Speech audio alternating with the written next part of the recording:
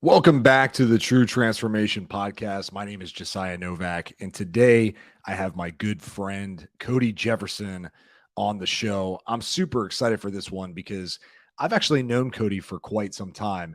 We've crossed virtual paths online, and we're able to finally hang out in person recently down in New Orleans. We were both down there for the Bare Knuckle Boxing World Heavyweight Championships with our mutual friend Keith Yackey. And so we actually spent, I think, like 24 hours together watching the fights, hanging out the next day, took an Uber to the airport. And man, it was just a breath of fresh air hanging out with someone who you deeply connect with.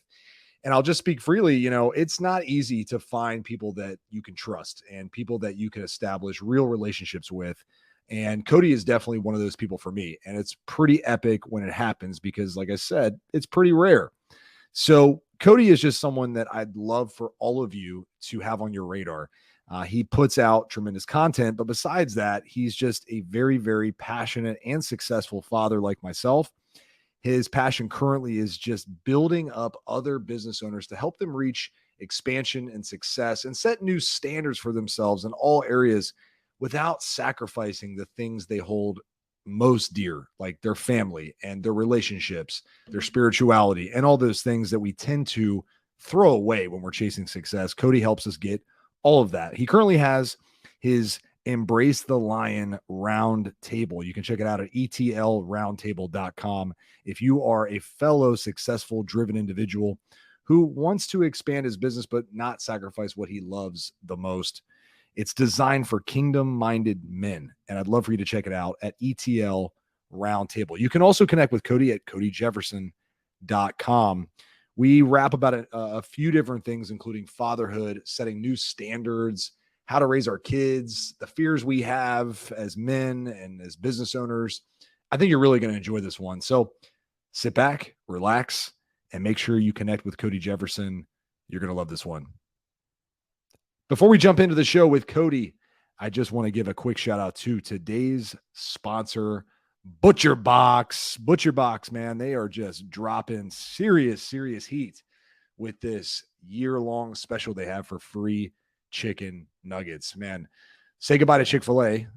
That's something that I've been trying to do for quite some time. But my little boys, ages 8 and 6, are very, very convincing. And I'll tell you what, sometimes I'm just a sucker for that drive-through. So we tend to order the healthier stuff. I typically get the grilled nuggets. They typically get the nuggets with some fruit and sometimes some fries, which is totally cool on occasion. But when they're having that craving and it's not Chick-fil-A night, Butcher Box comes to the rescue. Now, of course, Butcher Box does more than chicken nuggets. In fact, I've used them for the cuts of steak that I eat every single week and the ground beef that I typically eat a few times every week as well. Plus, they now have salmon, they have chicken, they have it all. And it's high quality, convenient, shipped directly to your door. So they're hooking us up because I've been using them for a while. They wanted to partner. So I said, let's do it. So if you go to butcherbox.com/true and use code TRUE at checkout, you're going to get free chicken nuggets for a year, plus 10% off your first box if you just want to try them out. So make sure you go check them out. Guys like me, guys like Cody Jefferson, man, we eat a lot of protein, and it's just hard sometimes to have to go to the butcher shop or the grocery store. It's much better just to freeze a ton, use it when you need it, and stay on top of your fitness goals. So go to butcherbox.com/true, use code TRUE, TRUE at checkout, and looking forward to hearing what you think. Talk to you after the show.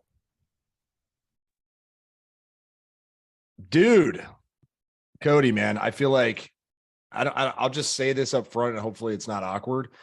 I have like a really crazy connection with you, bro. You're just you're a like-minded soul. I felt it in New Orleans when we were hanging out a couple of weeks ago, but you're just a rock solid individual, man. Dude, well, one, thank you, but two, reciprocated. It's interesting when you get in this space, you get to meet a lot of people. I mean, that's the real gift of this is getting to meet and interact with so many people. But there are certain people that you just kind of feel kindred to from the moment that you start having a conversation, and it's like, man, I would do life with this person, and I feel the same. So I think it's just your tattoos. That's probably it. Clearly. Yeah, tattoos and muscles. That's it.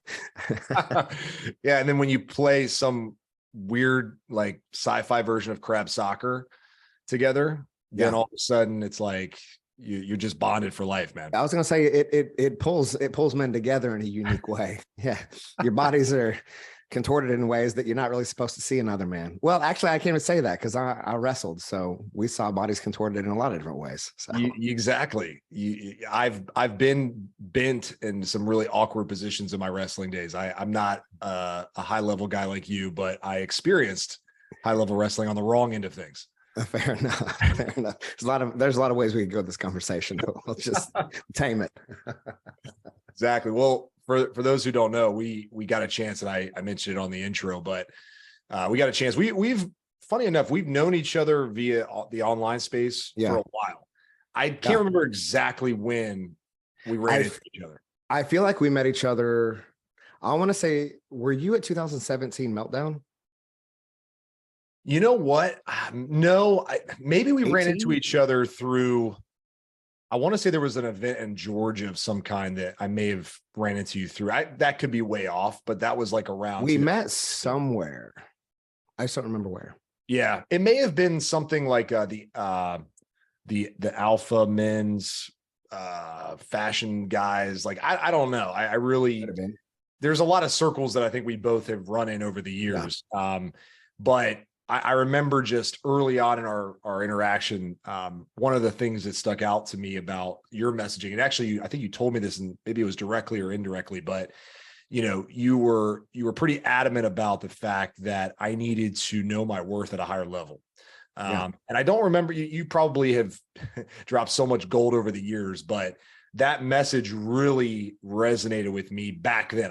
I know this because I still think of it, and I'm like, man, like he got me out of my comfort zone when it came to I hate the word charging, but just saying like, hey, what I do is very valuable for people. We had the conversation. It was Facebook Messenger. We had conversation. This was like years ago. And it wasn't even I wasn't trying to sell you anything. I was just like, dude, like if I'm doing this at this level, there is no reason that you shouldn't be as well. And we started having that dialogue and conversation. I remember that fully. Dude, it hit me really, really hard because and not in a bad way. It just really made me think. And it was just a catalyst for changes that were made back then and have, been in place ever since. I think one of the things that you do really well, and something I want to talk about because it's top of mind for me today, but when we interact with people in our world, right, we obviously have things we do from the coaching side, from the mentorship side.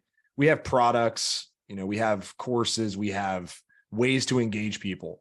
And I think one of the brilliant things that you do is you are phenomenal at, for lack of a better term, making genuine friendships and connections, right?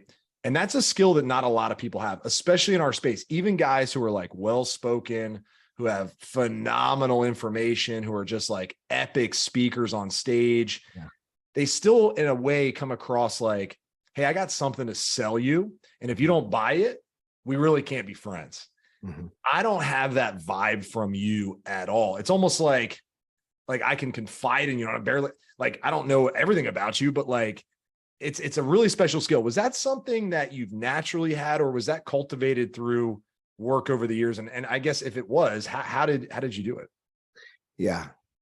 So it's really interesting to me. So I got into this space in 2017. Previous to that, I was a pastor for 13 years. So I got involved in ministry when I was just shy of 19. And so, and even before then, my grandfather, I was raised by my grandparents for the most part. And my grandfather was a deacon in a small Southern Baptist church that I grew up in. And my grandmother was seemingly always taking care of people. And I've never known anything different. And so then when I got into ministry, everything is there you are. So what's interesting about our space is typically it's a here I am. Like, here I am, celebrate me, let me tell you about me. Ministry is the flip. Ministry is there you are. So even if I don't know you, I've been waiting all day to talk to you. I've been waiting all day to hear your story. There's no agenda. The agenda is we are a culture that is so desperate to be known, but we'll settle every day for being seen. Just give me the likes, the comments, the shares, and that'll give me enough dopamine. But really what we're wanting is we're wanting to be known and loved for who we are and who we can be. And maybe I take it for granted a little bit that there was a seasoning that happened over almost 2 decades in organizational leadership through the church, that walking with people through really every facet and season of life, it's like a radar to me now. Specifically, like the higher up people are inside of this, entrepreneurial business game, typically the more people are wanting to be known. And the complexities of problems are increased and exacerbated because money solves most of your service level problems.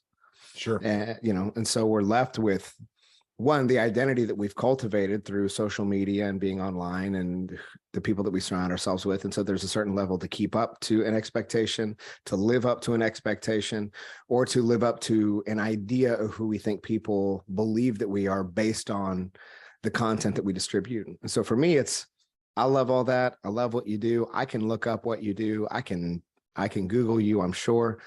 But what makes your soul come alive? Tell me about your kids. Tell me about your marriage.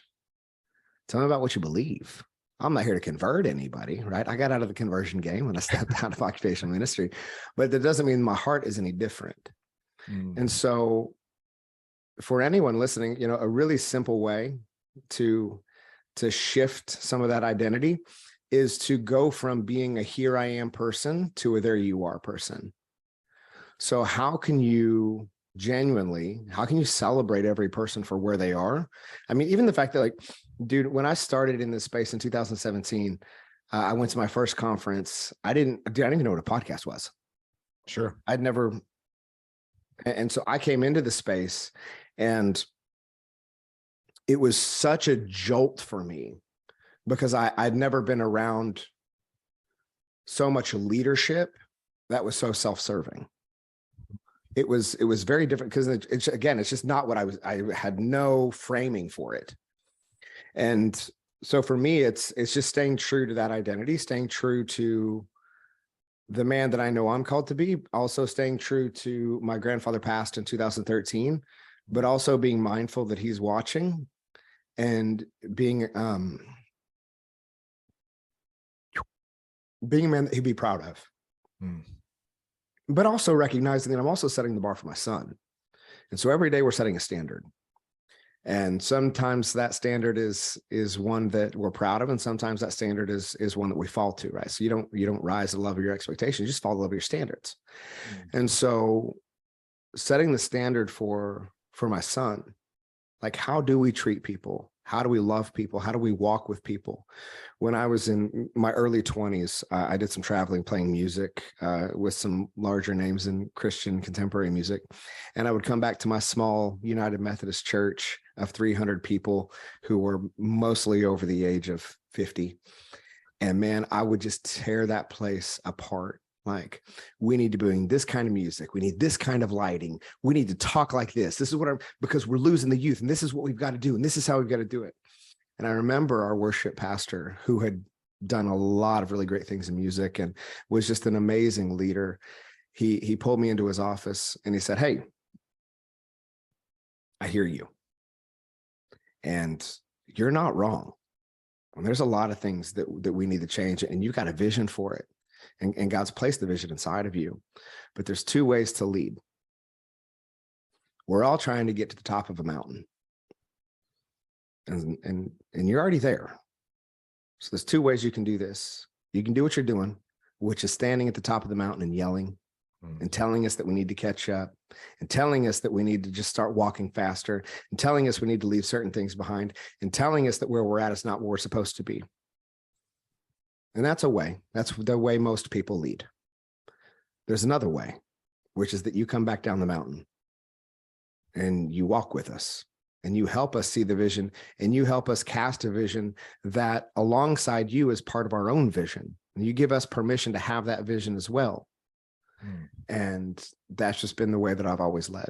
And that Thankfully, I wasn't arrogant enough in my 20s to not hear that for what it was and to not receive that seasoned leadership in the way that I did. And so for me, it is, how do I meet people where they are? And first, in order to do that, you have to hear people for where they are. Mm. And so I think for me, being in ministry for so long, people ask me what it's like to not be a pastor anymore. And my consideration is I'm more a pastor now than I ever was. I get to reach more people. I get to speak to more people. I just don't have the politics or the hoops that I need to jump through anymore. Yeah, it's funny, man. I grew up, we're very similar. I wasn't in ministry, but I grew up in Southern Baptist Church. Yeah. And the pastor of that church, I'll never forget, it was his side hustle. It was his side hustle. His full hustle was he owned multiple car dealerships. Nice. Nice. Yeah. You can just imagine this guy, right? Yeah. And talk about self-serving. I mean, he had himself up on a pedestal. And I'll be honest, my dad, who that's a whole nother can of worms, but my dad really fell for it, hook, line, and sinker. Like he was just sucking from the teat, for lack of a better term. Yeah. Just riding this dude and praising him every second. And for a young boy at the time, I could see through it for whatever reason. Mm-hmm. It felt so inauthentic. It felt fake.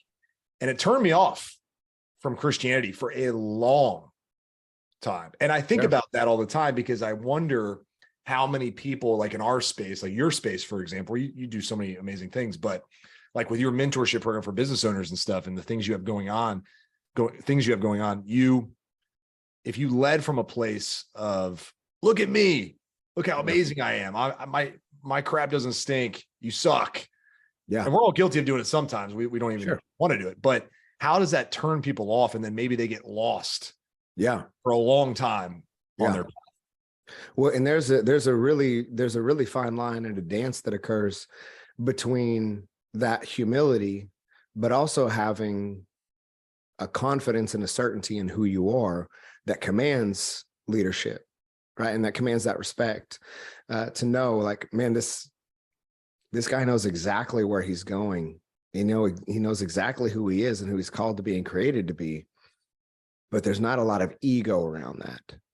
Oftentimes I feel like sometimes those are out of balance. So working hard to maintain that, working hard to cultivate a confidence, which is keeping your word to yourself towards the things that you feel called to navigate through and to become, while also recognizing that you can only lead someone to their own level of self-awareness. And so there's a humility to that, because I mean, man, if we want to talk about the things I've gotten right, that's fine. We can talk about things I've gotten wrong, and that'll be a longer list.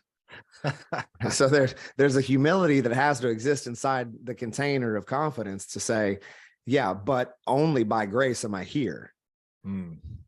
So, there's that side of it as well. Yeah, this shows up for me, on the business side a lot, but I know you're a dad, and this shows up for me as a father way more, dude. Like for whatever reason, I can lead thousands of men on the fitness side, and they're like, you're so relatable. You get it, man. Like you're in my head every day. And I'm like, why don't my kids say that? My kids still feel it. That's where the struggle happens as men who want to lead our families. Man, I deal with it with my children on a daily basis, right? Of not being able to see them where they are and think, man, they should know, like, even they're so little, but like, you guys should know, like, you should be here. Like, look, this is what I'm doing. This is what I'm telling you to do. Why aren't you listening? It's crazy, man. I'm sure you can relate. Well, sure. I was a youth pastor for 10 years and walked with a lot of young people, and you get to learn, I mean, as much about what it is to be, a 5th to 12th grader, but you also learn what kids need, what they say that they want, but what they actually need. And you get to see the different repercussions and consequences. And consequences, it's not always bad, but you get to see like the different variances of parenting and affection and presence and what that does to a kid and how they feel loved or understood or heard or valued. And so for me, one, it's recognizing who I am first. Like, you got to define that. You got to define who you are as a man. Like, who am I as a father? Who am I as a husband? Who am I as a co-parent? If you're not with your kids' mom, which is my situation. So like, I'm a co-parent. So who am I as that? I've got parents who divorced when I was a little kid, and we've never been in the same room together. I'm 39. We've never had dinner together. Nothing. I've never had an event with my parents together in my whole life. I didn't want that for my kid. Is that something? I hate to cut you off. I have a similar, well, not as similar, but I haven't had a relationship with my father since I was about 14. Yeah. Just speaking for myself, I'd love to hear how you've dealt with it. But I know for me, it's a never ending part of me that I have to work on, because if I let it hide in the dark, it grows and it shows itself at the worst time. Sure. Yeah. So I recognized that, there were certain patterns from both of my parents that I thought were very useful. Like, I would love to carry this on. My dad, one of the hardest working men I know. I want to carry on that work ethic. There was a flip side to that, though. Like, he wasn't really able to make much of any events, wasn't involved in school, wasn't super affectionate, wasn't super affirming. So for me, it's not an indictment. It's like, I think I want to do things differently here. And so, the thing about trauma and pain is, if we don't transform it, we transmit it. And so if we don't do the hard work of confronting all of our stories and really recognizing, again, who do I want to be? Not what did I experience growing up? Who do I want to be? Who do I want to be as a dad? For some of us, we have to also define, and we have to start at a place of like, well, what do I not want? What do I not want my kids to experience that I experienced? And then the reciprocal is, okay, well, then what do I want them to experience? For me, it wasn't about how much stuff can I give my kid. I've kind of solved the money game. So like, I can give him everything.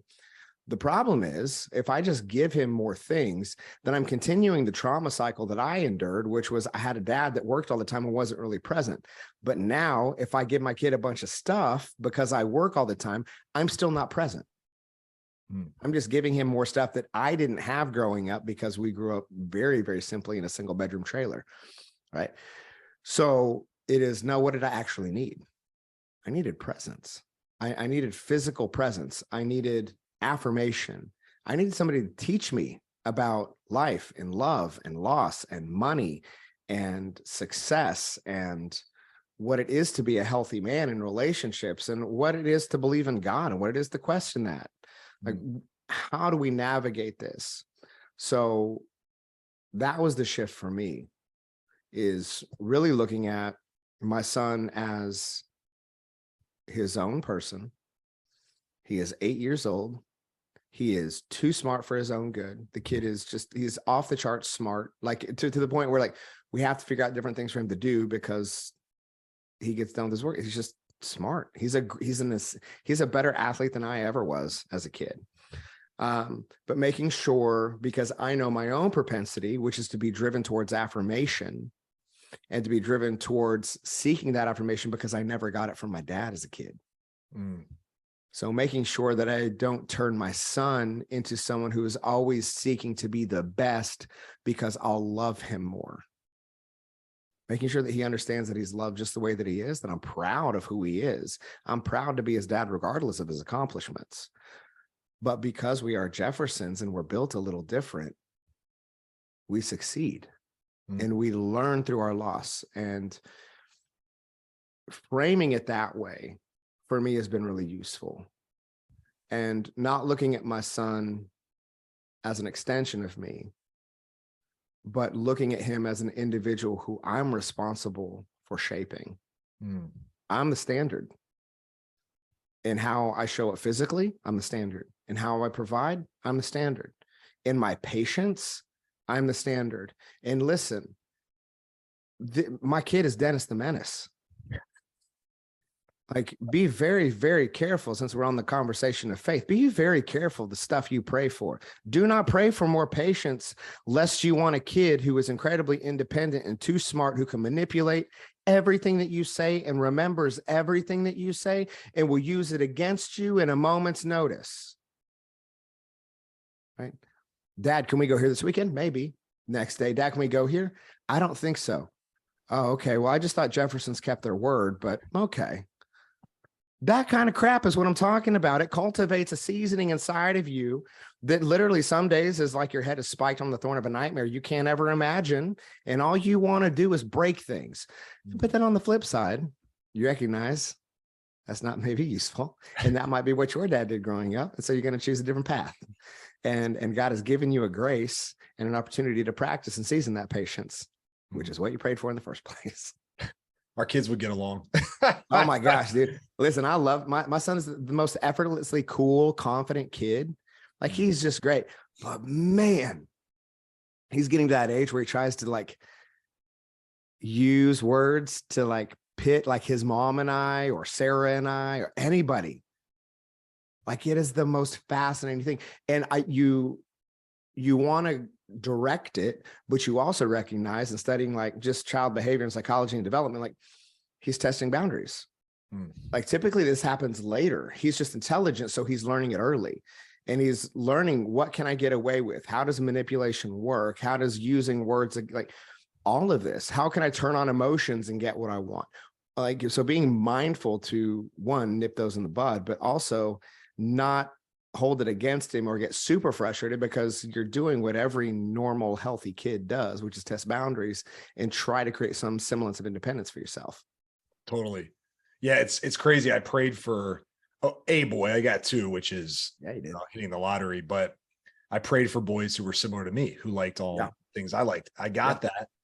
And then I realized, they lose a basketball game, and we're talking about it for about a month. Oh yeah. Like, we're breaking it down, film study. And I'm like, this is driving me insane. And I go, why is it driving me insane? Because they're exactly like me. Yeah. Yeah. They love everything I love, but 10 times more. Sure. And they're more passionate, and they're funnier than me. They're more athletic than me. They love all the same stuff. And it's just like, wow, you prayed for it and you got it, man. And so what's really, really important about that, and something to really pay attention to, is also recognizing what your like negative propensities are, because it'll be theirs as well. And recognizing, like, okay, how do I teach them through this? How do I shift some perspective so that they perhaps don't fall down the same rabbit hole I did, which for me was affirmation addiction, performance trap, my identity being found completely in what I did, which as a pastor was very interesting, because I didn't know where I stopped and God began, and I stopped, and my job was my God. And, it became very, very stressful, because my whole identity was wrapped up in what I did in making everybody proud. Wow. So it's huge. Yeah. So recognizing maybe what some of those, and for all of your listeners as well, what are some of those propensities that you have, and what are those ways in which you cope? Because oftentimes it will be the ways that our children do as well. So what have I learned over these, 30 something years of my life that would be useful to help him understand how to navigate his own emotions? Man, the similarities between, this is obviously why you're so great at coaching guys, and people, I'm sure, but it's the similarities between business and fatherhood. It's crazy, just because what you just said is very, very in line with some of the things. Like, I struggle with anxiety, right? So I get anxious about, like, it might sound crazy, but maybe you can relate. I think about, for my kids, for example, I'm like, man, they're already 8 and 6. Like, in 10 years, they're, my oldest is going to be an adult, will he be completely on his own? I don't know. But you start thinking about all these future scenarios. Like, what are they going to do? Like, how are they going to survive? Like, oh my gosh, am I going to be able to set them up for success? Like, what if the world changes? What if AI comes in and takes all the jobs? Like, I start going through all these scenarios, like doomsday scenarios. But I do the same thing on the business side, right? It's like, it's me. It's not because it's fatherhood bucket or business bucket. I'm there. You know, it's like when people say I'm moving to a new state, I need a fresh start. I say, you're going to be there too. Right. Right. You're Right. leaving Texas, going It's to just the Florida. demographic that changes. Yeah, you're still the scenery. there. Yeah. It's one of the scenery changes, the psychosis doesn't. Well, so it's some of that is recognizing that there's certain elements of wanting to be in control all the time. I find that most people in entrepreneurship, specifically those who have really great bodies, like we're in very good shape. We like to control every area that we can control. And fitness is usually the most simple side of that. I mean, I can control what I put in my body, I can control how I move. Like I control the variables. And then you start to recognize there are areas that I can't. Like I have an older brother. He's been an addict for 17 years. I have a younger brother who is incredible, and he is recovered from his addictions. And you recognize that it's all, why not me? I mean, because I guess I kind of wasn't. I was addicted to affirmation. I was addicted to working. Right. So we all have this bend towards us. And a lot of it is control. Right. So when you think about addiction, like I'm still controlling the variable of how I feel. So if I feel overwhelmed, anxious, whatever, like I can use this substance, I can drink this drink, and now I'm in control of the equilibrium of my feeling and of my state, right? Really, you're not, but you feel like you are. Same way with work. I'm controlling the variable, like I'm controlling my time, I'm controlling what I'm doing, I'm controlling my revenue, I'm controlling all of these pieces. But then there's other areas that you can't control. And I think what I felt, because I do the same thing, man, like what's gonna happen in 20 years? What's gonna happen in 10 years? Shoot, what's gonna happen in 5 years? We don't know. Right. I think about high school. I'm like, right. Like right we don't like, corner. Is AI going to take over, or are they just going to, are we going to get hit and all of our power goes out and the power grid's gone? Is money going to be rendered obsolete? And then it doesn't matter who has millions of dollars. It's all worthless. So now nobody has anything. And then what, are they going to put us all on a standard? And then what's going to happen? And then like, oh my God, like we can just keep going. So should I buy an island? Should I just go live in an island? But then what? But then how am I, if we don't have gas and we don't have petrol, then how am I going to get from the island to somewhere to secure my food? And so then should I have an island, but then just have my own livestock? And then what? So it just keeps going, right? At the end of the day, what I recognize, like, there's really not much that I actually can control. What I can usually control is what's right in front of me and my response. Because that's what I focus on. Whatever's going to happen, if I can't control it, there's in Loving What Is by Byron Katie, I'm sure you've read it. There's three businesses.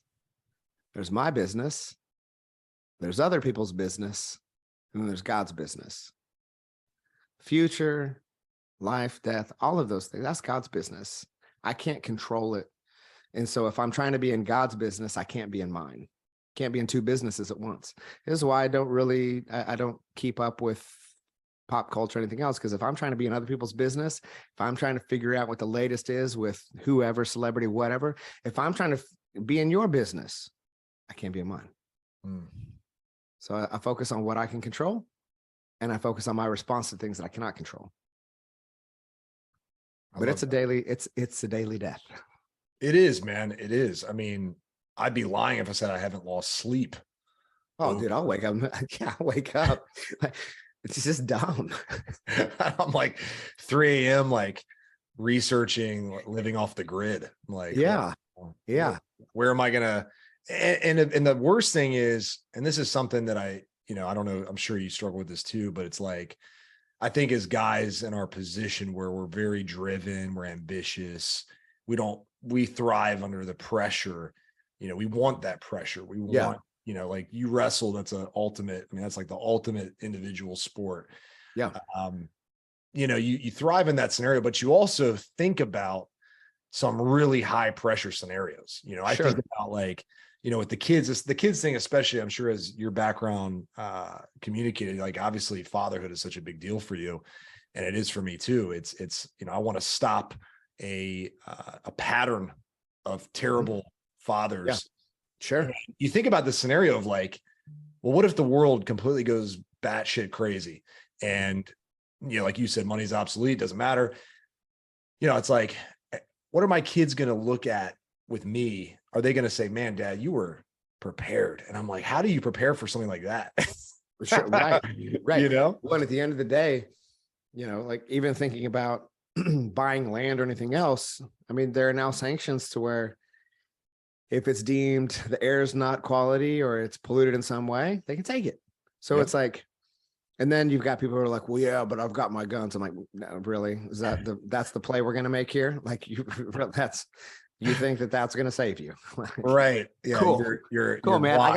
I got some magic beans to sell you as well. It's like, dude, yeah, those Glocks and those shotguns, dude, they're going to be about. Yeah. That's going to keep them from taking, you got it. Okay. Yeah. Okay. You're a couple bullets away from finding out the hard way that that's not true. It's going to sound very morbid, but really all the guns are going to do is ensure you probably have an easy way out. That's 100%. That's really it. Yeah. Sounds terrible, but that's it. That's it. So it's an interesting proposition and one that we don't know. And so at the end of the day, all I can say is, I don't know, but I know the one who does. And I put my faith in things that I can't see, which is why it's called faith. And it doesn't mean that I'm naive. That doesn't mean that I don't prepare in the best way that I feel that I'm able. Everybody prays for the cake when they don't recognize God's already given the flour, the sugar, everything to make it. It's just your responsibility with what you've been given. So try to be the best steward with what I have, but recognizing that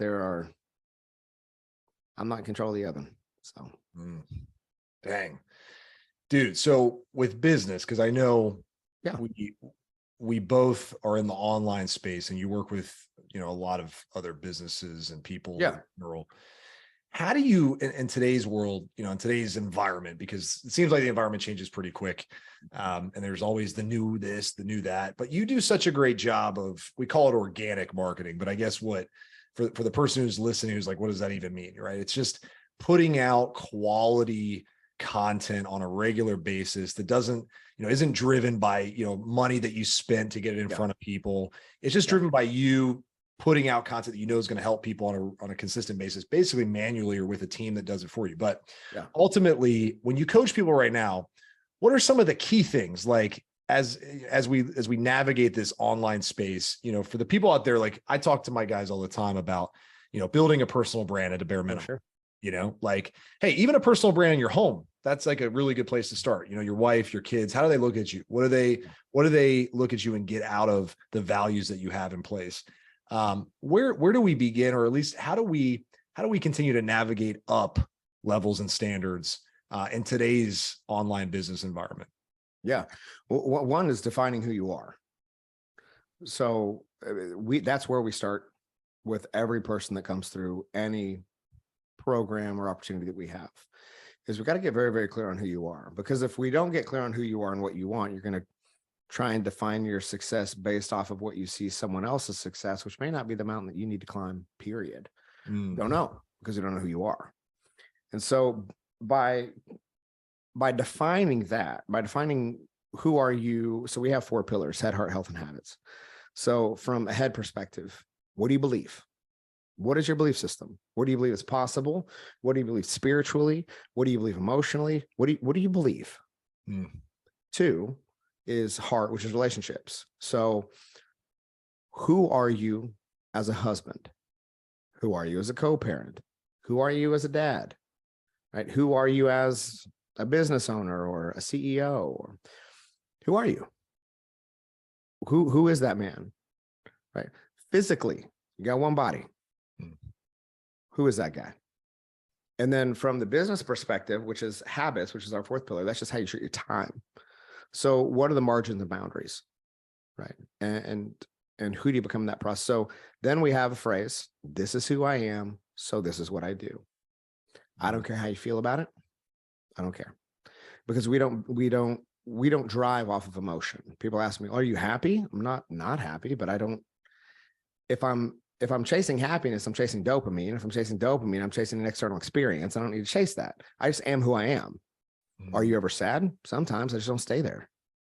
Right? Like, so for me, and for the guys that we walk with or anybody, it's okay. If we can say this is who I am, so this is what I do. Now we have identity confirmation. So again, based off of what you say you believe, what are you going to do on a daily basis to confirm that? Based on who you say a great dad, a great husband, a great co-parent, a great leader is, what do you do on a daily basis to confirm that?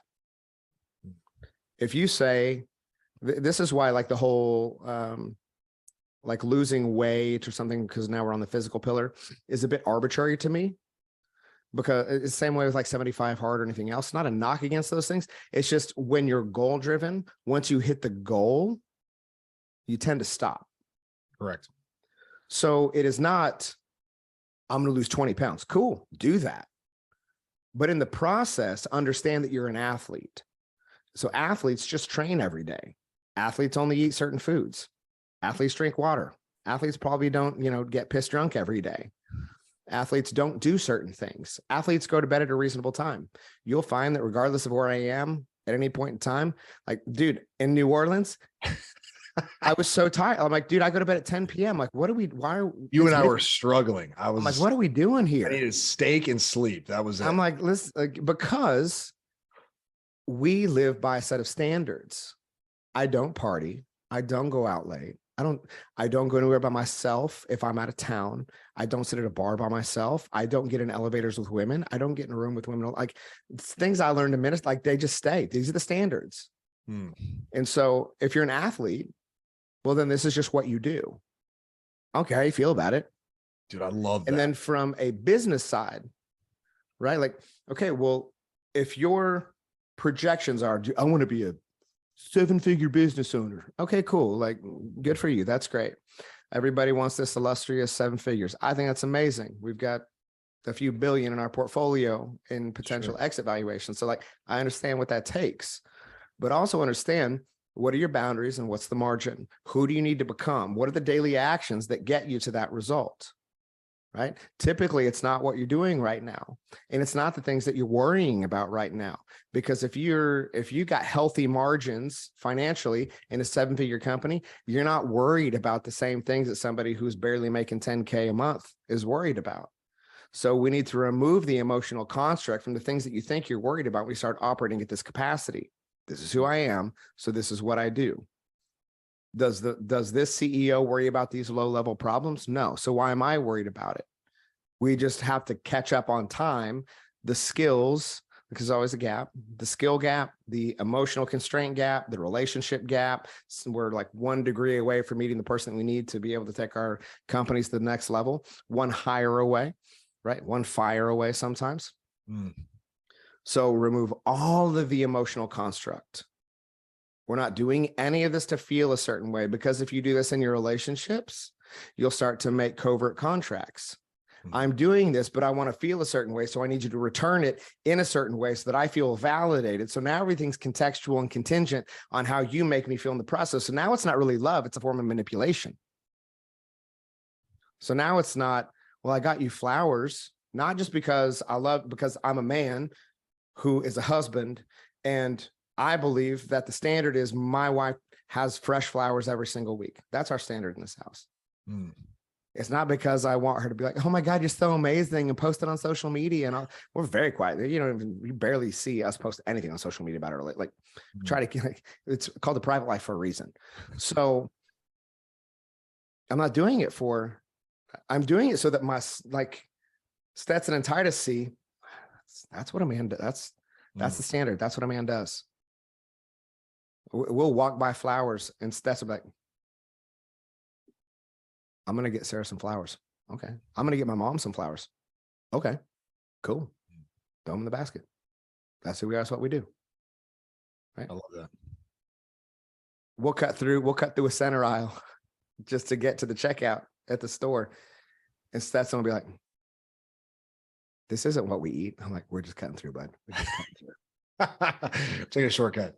Right. So also recognizing that the way that you do this, the way that you construct your day and the way that you set out to accomplish these daily tasks, like the way that your kids see that it's not emotionally driven.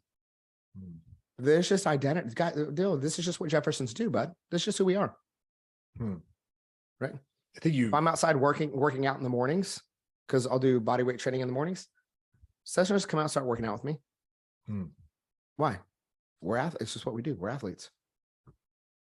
It's so interesting because I love reading. I try to read a couple hours a day. If I'm reading, he'll grab a book, come down, he'll just start reading with me because this is what we do. Not to feel a certain way. It's just what we do. So you can ask him about money and he'll just tell you, like, he'll just say, like, money is just how we solve problems, and Jeffersons make a lot of money because we solve big problems. So, no emotional attachment to it. Just is what it is. It's interesting because I think as I'm listening, I'm immediately thinking to things that are, areas that I want to improve and areas that I feel anxious about, right? Like I said earlier with anxiety. And this is a perfect segue into the public speaking thing. But public speaking, I told you before our chat, like, something that I'm investing money into it this year and as much as I can to learn. Sure. But I think it's weird because I think a lot of my anxiety now that I'm hearing you is coming from a place where I'm doing it for an emotional return, right? I'm doing it so that I get applauded. I'm doing it for recognition. I'm doing it so, someone will come up to me afterwards and say, that speech changed my life, Josiah. Thank you so much. That's why I'm having so much anxiety, because I'm doing it for all the wrong reasons. I need to speak in front of my people and deliver massive value and impact, because that is just who I am. That's who you are. That's just who I am. It's not because if I get zero applause, everyone's like, screw you, dude, that was the worst speech ever. If I can look myself in the mirror and say, dude, I delivered from my heart, I gave value, I spoke from the soul, and I was completely transparent and vulnerable in front of thousands of people.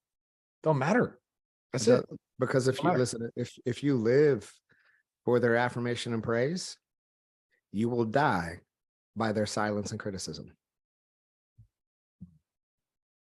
So for me, it's never about, what can I say that's going to be tweetable, shareable, 60-second sound bites? What's going to get them coming up to me afterwards and tell me it was the best thing? It's always at any event that I speak at, like I'm almost annoying about it. Like, hey, I want to know who's here.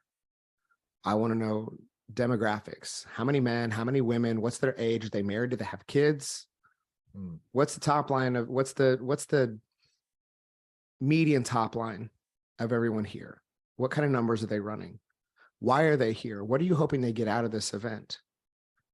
Right? Like what is the main theme here? And what is everyone else talking about? So can you give me titles of everybody else's keynote? I just kind of want to know where everybody's going. If they're going tactical, if they're going emotional, I want to know what the framing is. Because for me, I understand what you want coming into an event like this, but it's my responsibility to give you what you need. And so it's always being mindful of whether it's tactical, whether you want to be coming to talk about business and structure and organizational leadership and scale, fine. But if we don't talk about the why behind it and why this is important to you and what it's going to take, because there's an opportunity cost to everything. And if you're not careful, you'll sacrifice your soul on the altar of that success and burn everything to the ground that you thought you loved and were doing it for. Right. And so help me understand why these people are here so that I can help cultivate a message and a teaching and an experience that leaves them not only with the tactical insight on how to move forward, but also feeling confident and certain in how they're moving forward. Dude, that It's rare these days because attention is oftentimes driven by these viral sound Sure. bites. Yeah. Sounds cool. I can share it. Is it shareable? That's Mhm. like what everybody teaches. Is it shareable?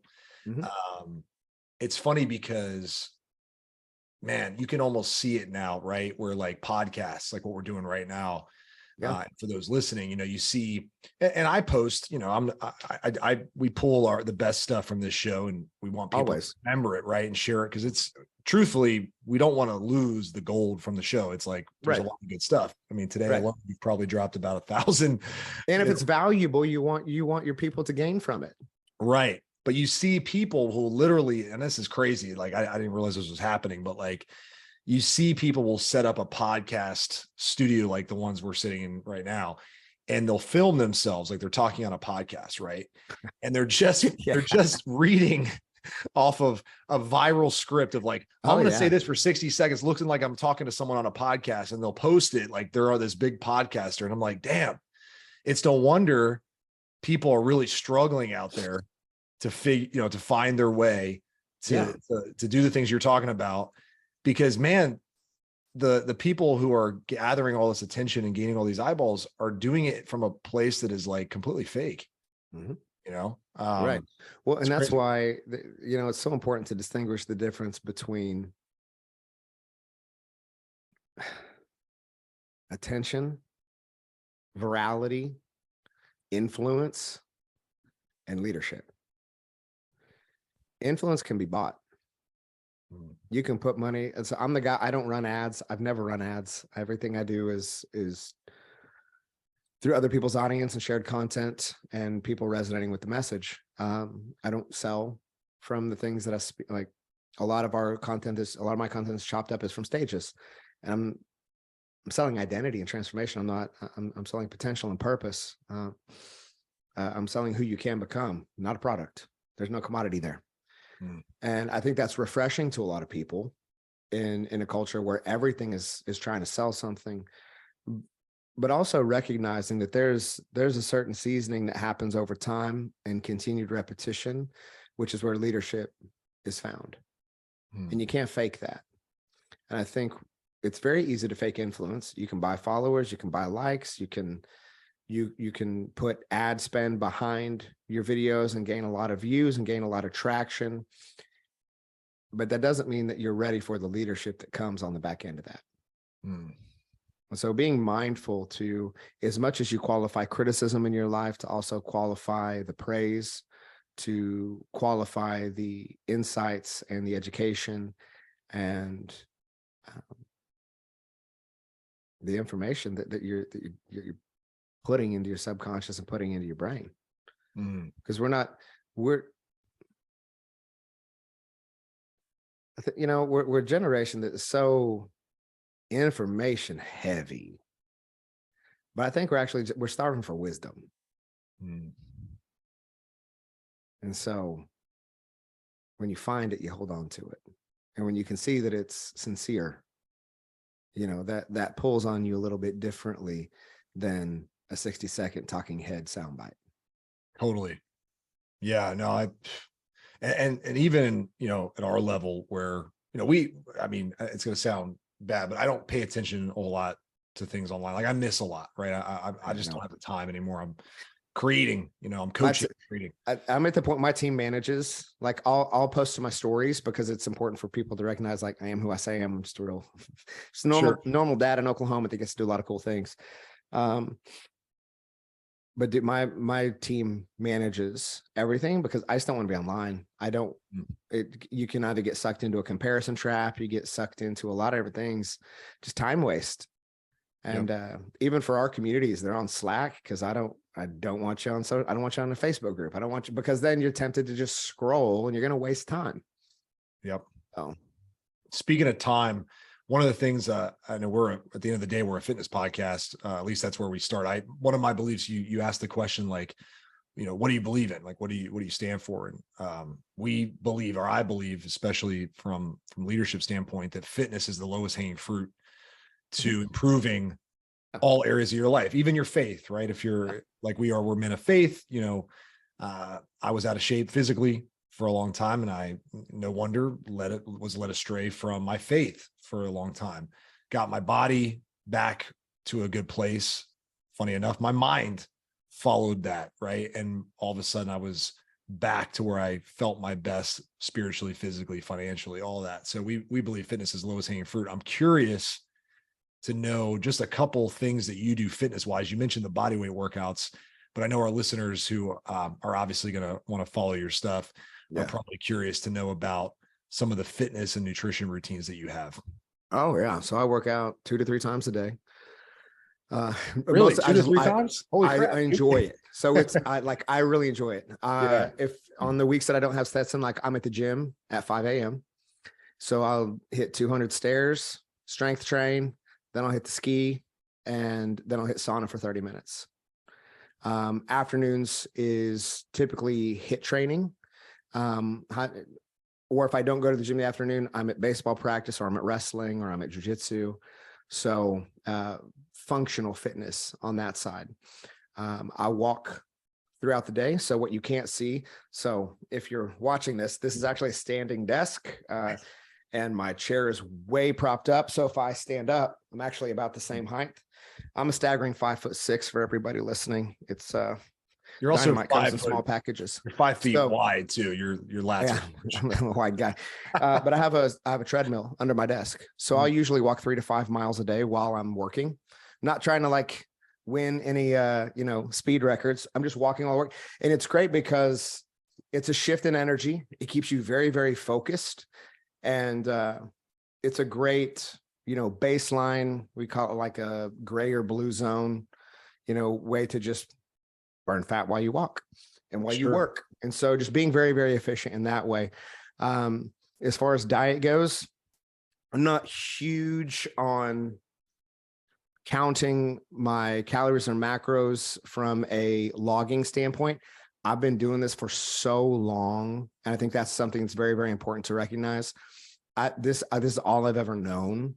So, I mean, for me, I can eyeball so long as I'm preparing the food and I know what's going into it. Eating out is a different conversation if they're soaking things in butter or anything else. But for me, I know I'm going to eat 3 pounds of meat a day. That's just my jam. So between eggs, chicken, and steak or ground beef, all of our meat comes locally sourced. I'm here in Oklahoma, so I know my butcher, I know my rancher. We get half a steer every 6 months. So nice. I've got about 1,200 pounds of meat in the freezer right now. That's a very common thing in Oklahoma. It's not, so it's not common everywhere else. So I eat red meat every single day. I eat chicken every single day. I eat eggs every single day. Pretty low on carbs. And it's not because I want to be keto or anything else. I just recognize that on a carb side of things, I just tend to crash. So I get that glycogen burst and then I crash and I find that I want caffeine or, something that's going to stimulate me. So if I can just keep things fairly baseline with meat. Now, if this is something you're not used to, you're going to want to pay attention to your fiber intake. You're going to want to get some probiotics because it's going to mess with your gut and your gut health. But because I've been doing it for so long, I process meat very, very easily. Also recognize that red meat is going to be a denser muscle fiber, and it's also going to have a higher coagulant. It's more blood. So recognizing that, I'll typically eat chicken in the evenings, and my steaks and ground beef I eat during the day because I'm up, I'm active, and at night I want an easier digestion. So that'll be usually chicken. I do eat carbs. I just limit those. Usually, 20 grams less a day. All of my fat content really comes from ghee, butter, and red meat. So I love it. I'm the guy. I don't eat a ton of vegetables. I don't eat a ton of fruit. I really, really enjoy meat. Like it is, I eat it every day. I love eating it every day. Your mileage may vary. Get about 1 gallon to 1.5 gallons of water every single day. We've got a Kangen machine, which is 9.5 pH water and all this stuff. I love it. I love the way the water tastes. It's very clean. And it is a really easy way for me to get my water in. So awesome. Yeah, Yeah. you're definitely one of the best in shape guys in the business world. Well, We hung out in New Orleans, and it's clear that you take your fitness serious, man. So that's and again, it's I'm not trying to win any competitions or anything sure. else. It's really like, this is who I am. This is what I do Yeah. every single day, day in, day out. Doesn't matter whether I feel like it or don't feel like it. Am I going to confirm my identity or am I not? And really, I mean, even like the sugar, alcohol, all those things, it's not that I don't like a good time. It's really in my brain. I'm thinking, well, this is going to be this many calories. This could affect me at my workout tomorrow morning. Am I going to be lethargic throughout the first 4 hours of my day? And it just isn't worth it. Like, it just throws me off my routine and my schedule. And I'm such a routine schedule person that it just doesn't make sense for me. Yeah, it's the juice is no longer worth the squeeze, right? Right. For me. Right. I'm the same way, man. Like I've basically cut out alcohol completely. I do occasionally, it's not that I'm not a good time. I'm still love having a good time. It's just it doesn't really do anything to improve my time anymore. And it definitely tarnishes my time the following day or two, crushes my sleep quality. And I just can't be like, I like to be 100% me and on and like locked in and be able to be present and not be like, yeah, I just wish I could go back to bed. Like, I hate that feeling, right? It's just the absolute worst. Yeah. Dude, Well, and yeah, it affects your sleep. You don't sleep as like you're tossing, turning. It's not worth it. it's not worth it. It's not Exactly. worth it. Yeah. And I really love my life. And I think that's important too. Like, when you're fulfilled, you're not really looking to escape anything. And I don't require that to have a good time. Matter of fact, Totally. I would rather just be in control. So 100%, bro. yeah. First of all, I really appreciate you, man. You as You well. are a powerful communicator, and you make things that are at some level complicated feel more accessible and simple. So I appreciate that, man. That is just, it's one of the best qualities that you have. And I know our listeners are going to feel the same way. Speaking of that, where can people connect with you? I know you're on all social, but where can specifically can they go to just learn more about you and connect and to level up with you?